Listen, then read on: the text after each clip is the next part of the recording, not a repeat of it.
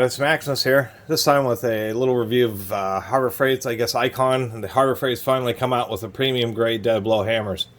Out of all the Quins and the Doyles and the Icons, all the stuff Harbor Freight has been upgrading, the dead blow hammers are the ones that they haven't. They either had the super cheap Pittsburgh black ones or they had the slightly better orange handle Pittsburgh. They finally decided to come out with some Icon dead blows. They call these a soft face. It's actually kind of a hard plastic. I don't even think it's quite as soft as, say, my old Husky here. But that was the whole impetus. $40 for this unit for the 48 ounce, which is, I guess, actually a reasonable price for a big 48 ounce dead blow hammer. They do have a smaller 24 ounce. And they didn't have it in the store, but I guess online they do have a hard face dead blow, which is like it has metal faces, a rounded and a flat metal face, but the dead blow action. They advertise solid steel handle extends some head through the handle. Like that's something new. I've had this Husky for 20 years, and any dead blow, and people may not know, but it's actually a cast steel, and then they fill that with beads, and then they completely overmold it. And even the cheap black ones, if Pittsburghs, if you really beat them up, you will beat all the plastic off of the dead blow, and you'll actually see the metal internals. But even on this ancient Husky, you know, this has been a metal handle for a, you know, that's just the standard. So they're advertising something that's standard as if it was special. One thing that I don't think is special about this Icon, I mean, I like how big it is. I like the having just a long handle, heavy dead blow.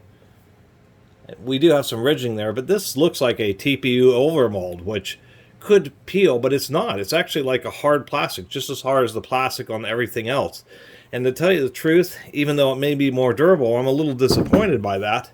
Because like on this Husky, the upper part is a slightly harder plastic, although this hard plastic is still not as hard as the Icon. And then it does have a genuine TPU kind of, we can see here if I squeeze my fingernail into it, a genuine squishy handle that's just much more comfortable, really get a good grip on it. And I kind of like the flare on the Husky, and that's really squishy too. So this is actually a really comfortable handle on this one. With the Icon, I think they could improve it just a little bit because they make it look like it's a comfort gripped handle, but it's really just two-tone hard plastic.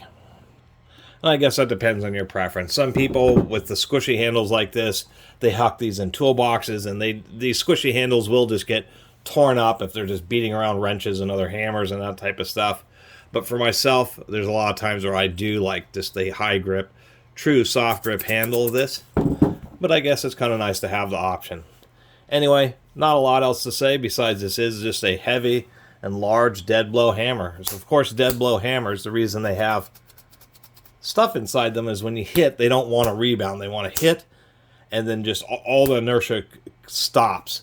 So they're really great when you're, particularly as woodworking. They're absolutely invaluable with woodworking if you're assembling furniture, that kind of stuff, as well as a variety of industrial uses, just because you don't have the hammer hitting and then wanting to rebound. It hits and then kind of wants to do a shoving action as all the beads shift over. So it allows you to deliver blows that are not quite as sharp and are great when you're trying to, you know, adjust things, seat, you know, various pieces of equipment, just all, you know, basically all sorts of different situations. If you use a socket and you're trying to tap a bearing on, dead blows are actually really great because instead of the sharp hit, it's just like a really heavy kind of pushing action. That's the easiest way to kind of describe how dead blows work.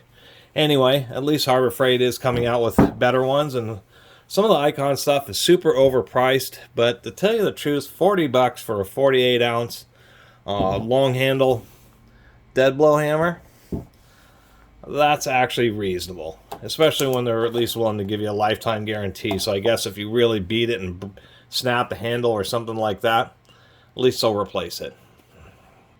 I criticize Harbor Freight like the Quinn extension handle breaker bars. Those things are cheesy, and O'Reilly sells them. But in this case, I won't criticize them. In this case, I suppose it's a reasonable tool for a reasonable price. Anyway, really appreciate everybody who's been watching and subscribing. And if you haven't subscribed, please do. Until next time, Catus Maximus out.